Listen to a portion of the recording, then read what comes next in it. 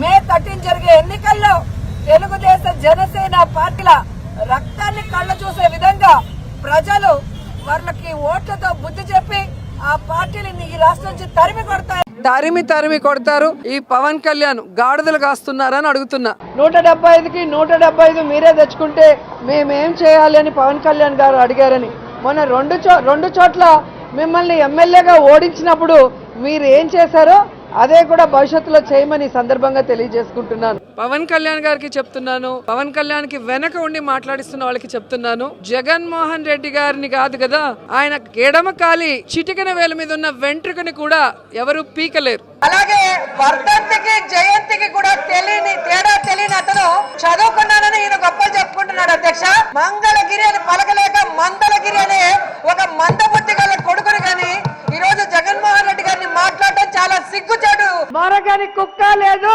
విమర్శించని నోరు లేదు, ఇవి రెండు లేని ఊరే లేదు.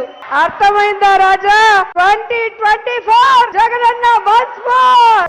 చిత్తూరులో చాలా బాగా జరుగుతుంది. చిత్తూరు డిస్టిక్ లో నగరి కూడా చాలా బాగా జరుగుతుంది. అండ్ ముఖ్యంగా ఓటింగ్ కి మహిళలు పెన్షన్దారులు ఎక్కువగా రావటం మనం కళ్ళారా చూస్తున్నాం. అంటే జగన్ గారి వల్ల ఈరోజు ప్రతి ఒక్కరు 3 పూట్ల హ్యాపీగా తింటున్నారు. వాళ్ళ కొడుకులు చూడకపోయినా, భర్తలు చూడకపోయినా గౌరవంగా హక్కుగా వాళ్ళ ఇంటికి రావాల్సింది వాలంటీర్ ద్వారా వాళ్ళ ఇంటికి పంపిస్తున్న జగనన్న అంటే అందరికీ కూడా ప్రాణం.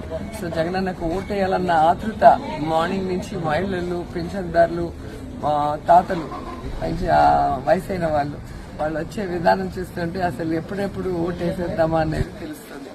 సాయంత్రం అవుతుంది, ఆల్మోస్ట్ అన్ని చోట్ల కూడా ఫినిషింగ్ స్టేజ్కి వచ్చింది. సో అక్కడక్కడ చిన్న చిన్న గొడవలు, ఫ్రస్ట్రేషన్ తో మాకు ఓట్లు పడలేదు అన్న ఇదితో తెలుగుదేశం చేస్తామని మనం గమనిస్తున్నాం. అండ్ ఇప్పుడే నేను టీవీలో చూడటం జరిగింది, చంద్రబాబు నాయుడు కూడా మా కూటమికి సరిగ్గా ఓట్లు వేయలేదు, మొత్తం జగన్ గారి వేవ్ లో ఉన్నారు, సంక్షేమ పథకాలు బాగా పనిచేస్తాయి, పెన్షన్దారులకి ఇంటికి అన్ని రావటం, వాళ్ళకి బాగా ఫ్లెక్సింగ్ ఉన్నట్టు ఉంది అని ఆయన మాట్లాడి రిటర్న్ వెళ్ళినట్టుగా వార్తలు చూస్తున్నాం. సో అదే నిజం ఈరోజు కళ్ళారా మేము చూస్తున్నాం. ఇన్ని మాటలు మాట్లాడితే ఏ ఆడదైనా ఏ విధంగా రాజకీయాల్లో ముందుకు నడుస్తుంది, ఏ విధంగా మహిళల కోసం ఫైట్ చేస్తుందో ఒకసారి మీరు ఆలోచించండి. మహిళలందరూ కూడా సిగ్గు లేకుండా ఈరోజు లోకేష్ ట్వీట్ చేస్తున్నాడు. ఏం తప్పు మాట్లాడాడు బండారు సత్యనారాయణ అని నేను ఈరోజు అడుగుతున్నా. 10 సంవత్సరాలు మీ పార్టీ కోసం పనిచేశా, 98లో ఎక్కడో ప్రచారానికి వచ్చానంటున్నాడు కదా. మా పార్టీ మనిషి కాదన్నప్పుడు ఎందుకు నన్ను ప్రచారానికి పిలిచారని చంద్రబాబు నాయుడు అడగండి. నా క్యారెక్టర్ బాగలేనప్పుడు ఎందుకు ఈ అమ్మాయి ప్రచారం మనకు పంపించేయండి అని ఎందుకు మాట్లాడలేదని అడుగుతున్నా.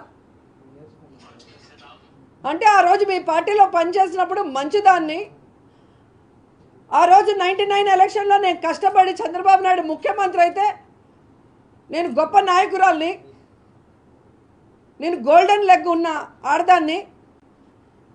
ఎప్పుడైతే మీ పార్టీలో నుంచి నేను నచ్చక బయటకు వచ్చేస్తే నేను అవమానపడి రాజకీయంగా నష్టపోయి నేను కష్టాలు పడి నేను దండం పెట్టి మీ పార్టీకి నేను బయటకు వచ్చేస్తే వచ్చిన రోజు నుంచి నన్ను ఎలా టార్చర్ పెడుతున్నారు. ఐరన్ లెగ్ అని చెప్పి మొత్తము జగన్మోహన్ రెడ్డి గారి కుటుంబంతో సహా అందరు లీడర్లకి మెసేజ్లు ఫార్వర్డ్ మీరు చేసింది కాదా? అవేవి పట్టించుకోకుండా జగన్మోహన్ రెడ్డి గారు, విజయమ్మ నన్ను కన్న కూతురులాగా, జగనన్న సొంత చెల్లెల్లాగా నన్ను ఆశీర్వదించి నన్ను రాజకీయాల్లో ముందుకు నడిపిస్తుంటే ఏ విధంగా అపోజిషన్ ఎమ్మెల్యేగా నేను అడుగు పెడితే ఎమ్మెల్యే అయ్యి లోపలికి అడుగుపెట్టిన రోజు నుంచి నువ్వు బ్లూ ఫిలిం చేసావు నీ క్యారెక్టర్ ఇదే అని చెప్పి ఏ విధంగా ఎస్సీ మహిళలతో అసెంబ్లీ ఆవరణలోనే సీడీలు చూపించిన మీరు ఎందుకు అవి పబ్లిక్గా ఇవ్వరు? ఎందుకు మీరు ప్రెస్కి ఇవ్వరు? నా మీద ప్రేమతో పట్టుకున్నారా?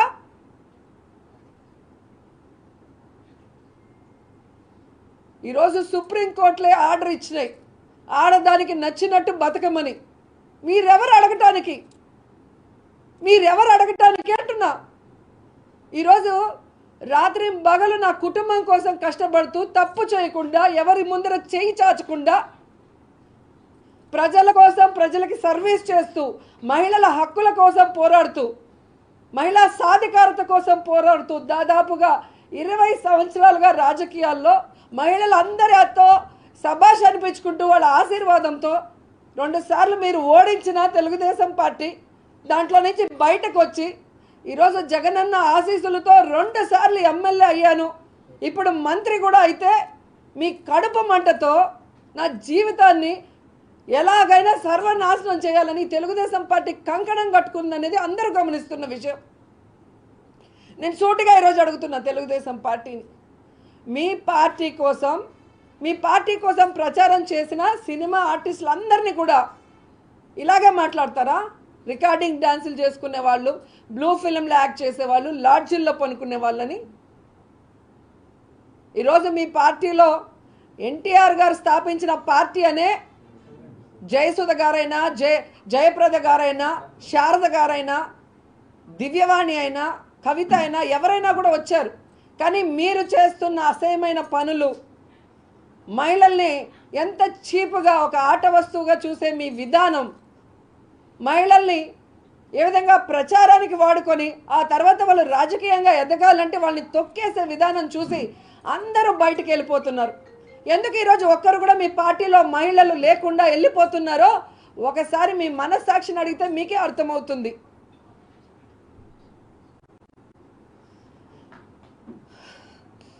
ఈరోజు ఏదో ఎన్టీఆర్ కుటుంబాన్ని అనేశారు కాబట్టి నాకు రక్తం ఉడికిపోయి ఈరోజు నేను రోజాని మాట్లాడాను.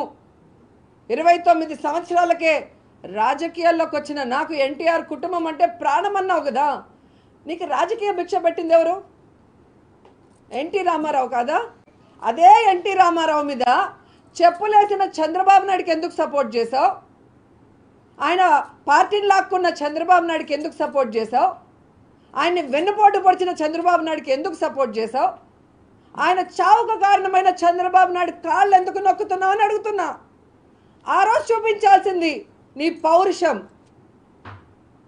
కానీ ఎన్టీఆర్కి అన్నం కూడా పెట్టని ఆయన కూతుర్లు, కొడుకులు, మనవరాళ్ళ గురించి ఈరోజు ఆయన కుటుంబంకి ఏదో జరిగిపోయిందని మమ్మల్ని మాట్లాడుతున్నావా?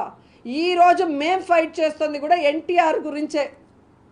ఆ ఎన్టీఆర్కి అన్నం కూడా పెట్టనోళ్ళు, ఆ ఎన్టీఆర్ గారి మీద చెప్పులేసి ఆయన ప్రాణాలు తీసేదానికి కారణమైన చంద్రబాబు నాయుడు కోసం రోడ్ల మీదకి వచ్చి డ్రామాలు చేస్తుంటే ఆ ఎన్టీఆర్ గారికి అన్యాయం జరిగినప్పుడు ఎక్కడికి వెళ్ళారని అడిగాం. దాంట్లో ఏమైనా తప్పు ఉందా? ఏమైనా బూతుందా? తప్పు చేసినప్పుడు ఎవరు ప్రశ్నించరా? ప్రశ్నిస్తే మా క్యారెక్టర్ల మీద రాళ్ళు వేసేస్తారా? అసలు నువ్వెవడు నా క్యారెక్టర్ గురించి జడ్జి చేయడానికి? నీకేం రైట్స్ ఉంది? ఈరోజు లోకేష్ తెలుసుకోవాలి,